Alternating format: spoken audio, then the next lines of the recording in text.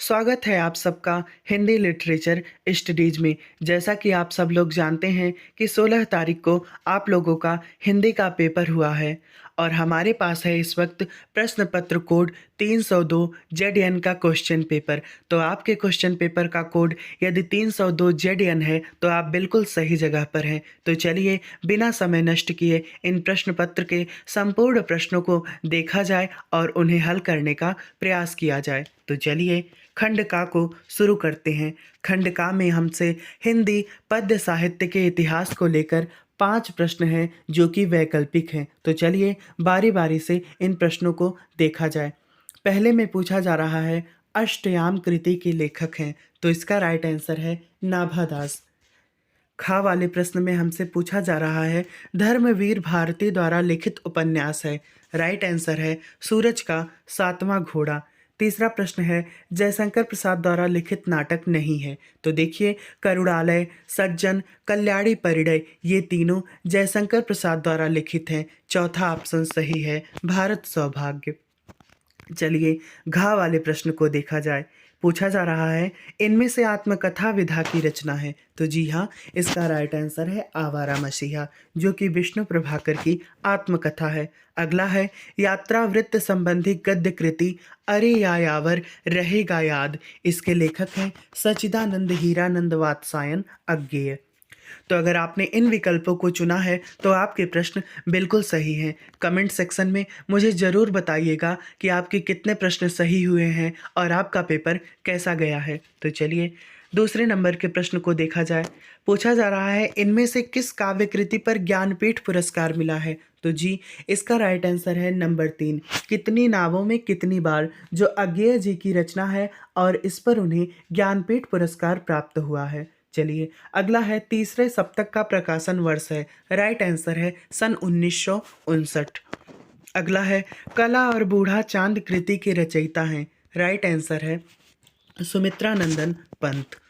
घा वाले प्रश्न में कहा जा रहा है किस महाकाव्यात्मक कृति में 12 सर्ग हैं, तो साकेत जो कि मैथिली शरणगुप्त का महाकाव्य है इसमें 12 सर्ग हैं। अगला है छायावाद की प्रमुख विशेषता है, तो इसकी प्रमुख विशेषता है स्थूल के प्रति सूक्ष्म का विद्रोह। तो चलिए हमने वैकल्पिक प्रश्नों को देख लिया, अब आगे गद्यांश पर आधारित प्रश्नों को देखा जाए। तो देखिए तीसरा प्रश्न है, पहली लाइन पढ़ते ही आपको अंदाजा हो जाएगा कि यह किस चैप्टर से लिया गया है। तो जैसा कि है अशोक वृक्ष की पूजा इन्हीं गंधर्वों और यक्षों की देन है, तुरंत ही आपको पता चल गया होगा कि आचार्य हजारी प्रसाद द्वारा लिखित अशोक के फूल नामक शीर्षक से यह लिया गया है।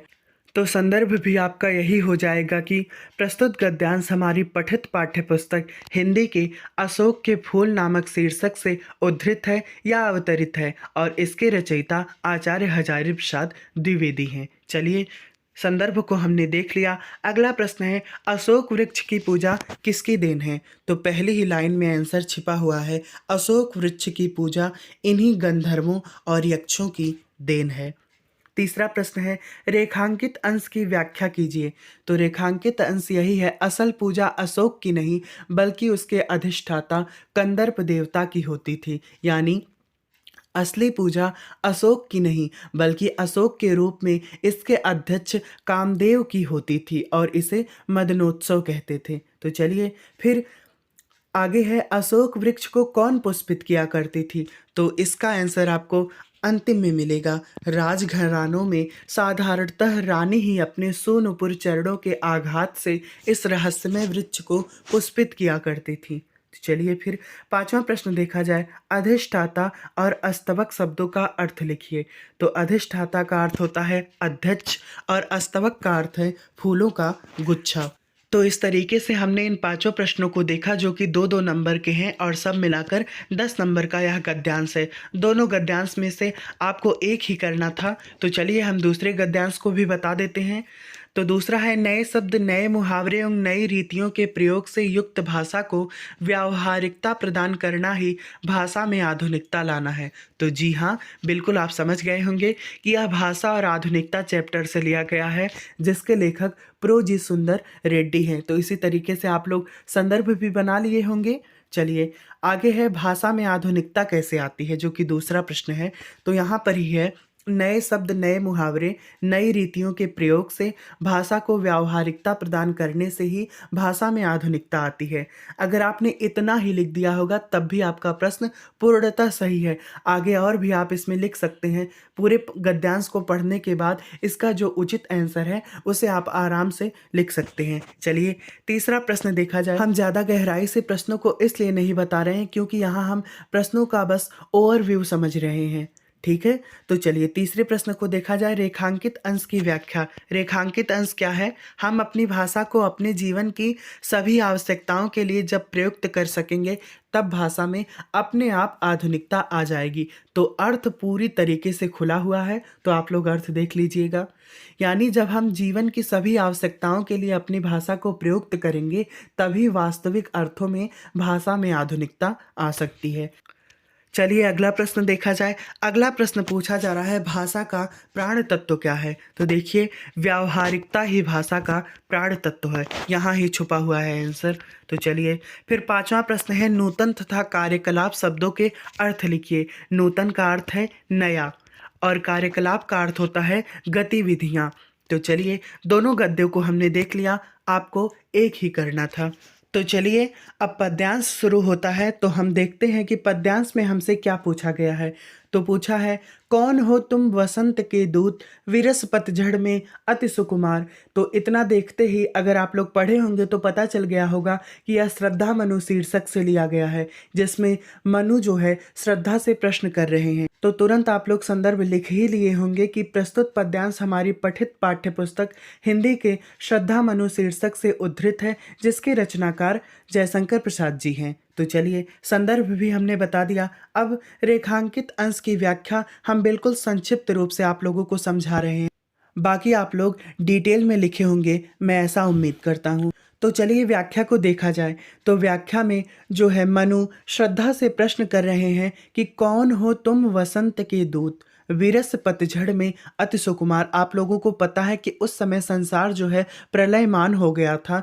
तो उस विरस पतझड़ में, उस निराशा में बसंत का संदेशा देने वाले तुम कौन हो, ऐसा मनु जो है श्रद्धा से प्रश्न कर रहे हैं। घन तिमिर में चपला की रेख। घन का अर्थ होता है बादल और तिमिर का अर्थ होता है अंधकार। तो यहाँ इसका अर्थ यही होगा कि घने अंधकार में प्रकाश बनकर आने वाले तुम कौन हो।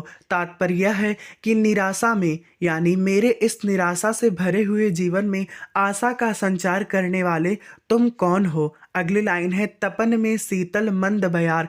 तपते हुए पर्यावरण में शीतल सुगंधित वायु प्रवाहित करने वाले तुम कौन हो। यानी तपन में शीतल मंद बयार का अर्थ होता है कि हमारे इस तपन अर्थात हमारे इस निरुत्साह भरे जीवन में उत्साह भरने वाले तुम कौन हो। तो रेखांकित अंश की व्याख्या इस प्रकार पूर्ण हुई। चलिए अगला प्रश्न है, इस पद्यांश में किस किस के बीच संवाद हो रहा है। तो आप लोग जानते हैं कि इस पद्यांश में मनु और श्रद्धा के बीच में संवाद हो रहा है। श्रद्धा यहाँ आती है, मनु को देखती है और फिर मनु श्रद्धा से प्रश्न करते हैं। चलिए चौथा प्रश्न है, चपला तथा उत्कंठा शब्दों का अर्थ लिखिए। तो चपला का अर्थ होता है विद्युत और उत्कंठा का अर्थ होता है जानने की इच्छा। चपला का अर्थ है विद्युत, उत्कंठा का अर्थ होता है जानने की इच्छा। पांचवा प्रश्न है, आगंतुक व्यक्ति से किसकी ओर संकेत किया गया है। तो आगंतुक व्यक्ति कौन है? यहाँ पर श्रद्धा ही आगंतुक है।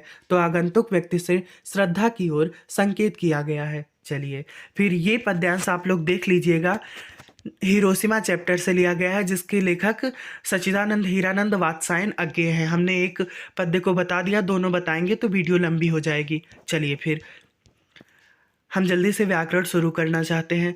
तो यहाँ पर देखिए, निम्नलिखित में से किसी एक लेखक का साहित्यिक परिचय 5 नंबर का है। उम्मीद है आप लोगों ने किया होगा। वासुदेव शरण अग्रवाल का साहित्यिक परिचय हमारे चैनल पर अपलोड है, आप लोग वहाँ से जाकर देख सकते हैं। देन दूसरा है कवि का, सुमित्रा नंदन पंत, महादेवी वर्मा, रामधारी सिंह दिनकर। एक लोगों का, किसी एक का आपको साहित्यिक परिचय लिखना है। इन लोगों का साहित्यिक परिचय भी हमारे चैनल पर अपलोड है, आप लोग वहां से जाकर देख सकते हैं। फिर देखिए छठवां प्रश्न आया है, पंचलाइट कहानी का सारांश या तो आपको लिखना है या बहादुर अथवा ध्रुव यात्रा कहानी का उद्देश्य। तो पंचलाइट कहानी आप लोगों को पता ही है कि पंचलाइट कहानी फणीश्वर नाथ रेणु की आंचलिक कहानी है। कहानी आपको पता ही है, उसका थोड़ा सा सारांश आप लोग लिख दीजिए कि कहानी में क्या हुआ है। तो चलिए अब 7वें नंबर के प्रश्न को देखा जाए। 7वें में पूछा जा रहा है, इसमें देखिए खंड काव्य के आधार पर या तो खंड काव्य के एक प्रश्न का उत्तर दीजिए या नायक का चरित्र चित्रण कीजिए। तो इसे हमने अपने चैनल पर अपलोड किया है। आप लोगों का जो भी खंड काव्य हो, हमने रश्मि रथी और मुक्त यज्ञ 2 खंड काव्य को अपलोड किया है। आप लोगों का जो भी खंड काव्य हो उसे आप किताब में देख सकते हैं। इसमें नायक जो आपके खंड काव्य के नायक हैं उनका चरित्र चित्रण करना था। 5 नंबर का प्रश्न है। चलिए फिर 8वां प्रश्न देखते हैं। 8वां प्रश्न, यहाँ से संस्कृत खंड प्रारंभ हो जाता है। तो यहाँ पर आपको किसी एक गद्यांश का, दोनों गद्यांशों में से किसी एक का ससंदर्भ हिंदी में अनुवाद लिखना है। तो चलिए हम तुरंत ही आप लोगों को हिंदी अनुवाद ऊपर से बता दे रहे हैं। याज्ञवल्क्य उवाच, याज्ञवल्क्य ने कहा, ना वा अरे मैत्रेयी, नहीं मैत्रेयी, पत्युः कामाय पतिः प्रियो भवति, पति की कामना के लिए पति प्रिय नहीं होता। आत्मनस्तु वै कामाय पति प्रियो भवति, यानी अपनी कामना के लिए पति प्रिय होता है। ना वा अरे जाया कामाय जाया प्रियो भवति, आत्मनस्तु वै जाया प्रिया भवति, यानी पत्नी की कामना के लिए पत्नी प्रिय नहीं होती बल्कि अपनी कामना के लिए पत्नी प्रिय होती है। तीसरा है, ना वा अरे पुत्रस्य वित्तस्य च कामाय पुत्रो वित्तम वा प्रियम भवति, पुत्र और वित्त की यानी पुत्र और धन की कामना के लिए पुत्र और धन प्रिय नहीं होते बल्कि अपनी कामना के लिए पुत्र और धन प्रिय होते हैं। लास्ट है, ना वा अरे सर्वस्य कामाय सर्वम प्रियम भवत, सबकी कामना के लिए सब प्रिय नहीं होते बल्कि अपनी कामना के लिए सब प्रिय होते हैं। तो इस तरीके से हमने हिंदी अनुवाद बता दिया, आपको दोनों में से एक करना था। चलिए दूसरा भी जल्दी जल्दी बता दे रहे हैं। अथैकः शकुनिः सर्वेषां मध्यादाशाय गृह्णार्थं त्रिकृत्वः अश्रावयत्, यानी तब सभी पक्षियों ने मध्य में आकर 3 बार सुनाया। ततः एकः काकः, तभी एक कौवा उठा। तिष्ठ तावत् अस्य एतस्मिन् राज्याभिषेक काले एव रूपम मुखम क्रुद्धस्य च कीदृशं भविष्यति, तभी एक कौवा उठा और बोला, यदि राज्याभिषेक के समय इसका मुख ऐसा है तो क्रोधित होने पर कैसा होगा। यह जातक कथा से लिया गया है। संदर्भ भी आप लोगों को लिखना है। अनेन ही क्रुद्धेन अवलोकिता, जब यह क्रोधित होकर देखेगा, वयम तप्त कटाहे प्रक्षिप्तास्तिला इव तत्र तत्रैव धंक्ष्यामः, तब यह हमें जलती हुई कड़ाही में डाल देने के समान प्रतीत होगा। ईदृशो राजा मह्यम ना रोचते, यह राजा मुझे अच्छा नहीं लगता, ऐसा उस कव्वे ने कहा। तो चलिए हमने कहा था कि हम संपूर्ण रूप से हल करेंगे, इस वजह से हम आप लोगों को जल्दी जल्दी इसके अनुवाद को भी बता दे रहे हैं, लेकिन फिर भी कोई गलती होगी तो उसे क्षमा कीजिएगा। फिर चलिए खा वाले में पूछा जा रहा है, दिए गए संस्कृत पद्यांशों में से किसी एक का ससंदर्भ हिंदी में अनुवाद। तो संकेत संदर्भ आप लोग लिख लिए होंगे, अर्थ हम बता दे रहे हैं। कहा जा रहा है, काव्य शास्त्र विनोदेन कालो गच्छति धीमताम, यानी विद्वान लोगों का समय काव्य शास्त्र के विनोद यानी काव्य शास्त्र के अध्ययन में बीत जाता है। इसके विपरीत दुष्ट और दुर्जन लोगों का समय व्यसन, मूर्ख, निद्रा और कलह में बीतता है। चलिए दूसरा भी देख लीजिए। वज्रादपि कठोराणि मृदूनि कुसुमादपि लोकोत्तराणाम चेतांसि को नो विज्ञातुम अर्हति, यानी वज्र की तरह जो कठोर है और मृदु यानी फूल की तरह जो कोमल है, लोकोत्तराणाम, ऐसे लोगों को, ऐसे महान लोगों के चित्त को कोई नहीं जान सकता। तो चलिए जल्दी जल्दी में हमने दोनों का हिंदी अनुवाद भी बता दिया है। संदर्भ भी बता ही दे रहे हैं, लिखेंगे आप लोग। प्रस्तुत संस्कृत खंड हमारे पुस्तक संस्कृत दिग्दर्शिका के जातक कथा, ऊपर का संदर्भ है, जातक कथा के शीर्षक से अवतरित है। तो चलिए अब आ चुका है व्याकरण, जिसकी हम प्रतीक्षा कर रहे थे। यह महत्वपूर्ण होता है, एक एक नंबर का ही होता है और एग्जैक्टली इसका लिखना होता है। अगर आप जरा भी गलत करेंगे तो पूर्ण रूप से गलत हो जाएगा। तो चलिए 90वें प्रश्न को शुरू किया जाए। मुहावरों में से किसी एक का अर्थ लिखना है। तो चारों का बता दे रहे हैं हम। पहला है ईद का चाँद होना, यानी बहुत दिनों बाद मिलना। कागजी घोड़े दौड़ाना, कागजी कार्यवाही करना। ऊँट के मुंह में जीरा, अधिक जरूरत वाले को कम देना। का वर्षा जब कृषि सुखाने, समय बीत जाने पर पछतावा करने से कुछ नहीं होता। 10वां देखा जाए, पूछा जा रहा है कविंदुम का संधि विच्छेद है। राइट आंसर है कविधन इंदुम। मनवंतरे में संधि विच्छेद है मनुधन अंतरे। पवित्रम का संधि विच्छेद है पोधन इत्रम। चलिए, खा वाला प्रश्न है आत्मनोह शब्द में विभक्ति और वचन है, तो आत्मनोह शब्द में षष्ठी विभक्ति द्विवचन है। नामभ्याम शब्द में विभक्ति और वचन है, तो इसका राइट आंसर है पंचमी विभक्ति बहुवचन। चलिए, 11वां नंबर देखा जाए, निम्नलिखित शब्द युग्मों का सही अर्थ चयन करके लिखिए। एक एक नंबर का प्रश्न है। असक्त और आसक्त।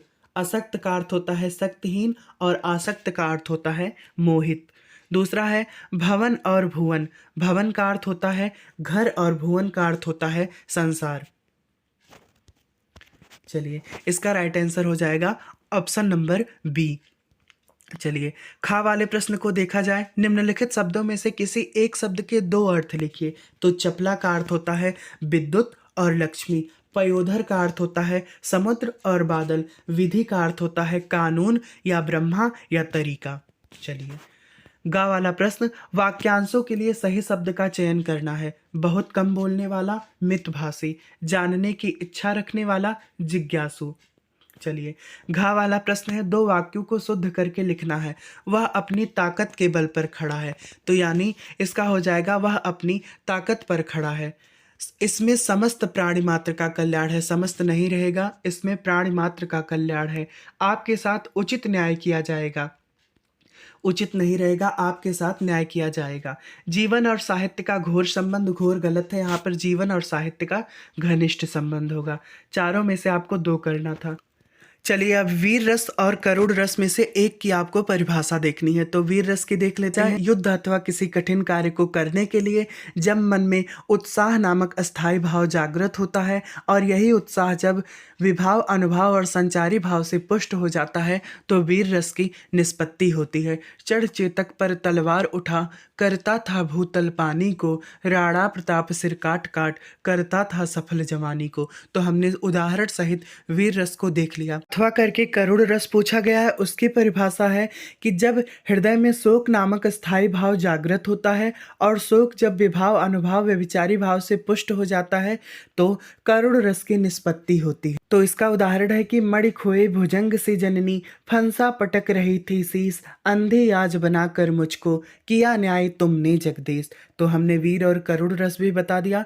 एक करना है आपको, श्लेष अथवा उत्प्रेक्षा अलंकार। उत्प्रेक्षा अलंकार जहाँ पर उपमेय में उपमान की संभावना होती है वहाँ पर उत्प्रेक्षा अलंकार होता है।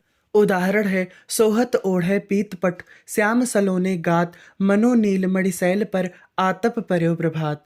तो इसमें मनु मनो मनोह, जनु जनो जनोह शब्द का प्रयोग होता है उत्प्रेक्षा अलंकार में। तो उत्प्रेक्षा अलंकार की परिभाषा भी हो गई, उदाहरण भी हो गया। गा वाले प्रश्न में या तो दोहा छंद का लक्षण उदाहरण लिखना है या कुंडली। तो दोहा की परिभाषा देख लिया जाए। दोहा में 4 चरण होते हैं। पहले तथा तीसरे चरण में 13-13 मात्राएं, दूसरे तथा चौथे चरण में 11-11 मात्राएं। उदाहरण, कोई भी दोहा ले लीजिए। साच बराबर तप नहीं, झूठ बराबर पाप, जाके हृदय साच है, ताके हृदय आप। तो चलिए, फिर 13वां नंबर प्रश्न, प्रार्थना पत्र लिखना है। 14वें में निबंध लिखना है किसी एक टॉपिक पर।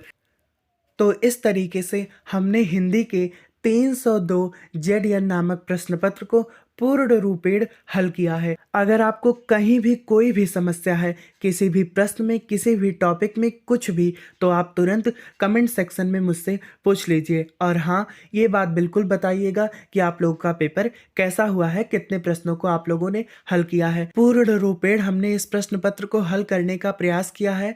फिर भी कहीं अगर कोई भी गलती हो गई होगी तो मैं क्षमा प्रार्थी हूँ। तो इस तरीके से हमने इस प्रश्न पत्र को हल किया और इसी तरीके से आगे के अपडेट के लिए, आगे के प्रश्न पत्रों के लिए और हाँ, हिंदी विषय को पूर्ण रूप से पढ़ने के लिए आप जुड़िए हमारे चैनल हिंदी लिटरेचर स्टडीज़ में। इतने समय तक हमारे साथ बने रहने के लिए आप सभी लोगों का बहुत बहुत धन्यवाद। मिलते हैं किसी अगले टॉपिक में, किसी अगली वीडियो में।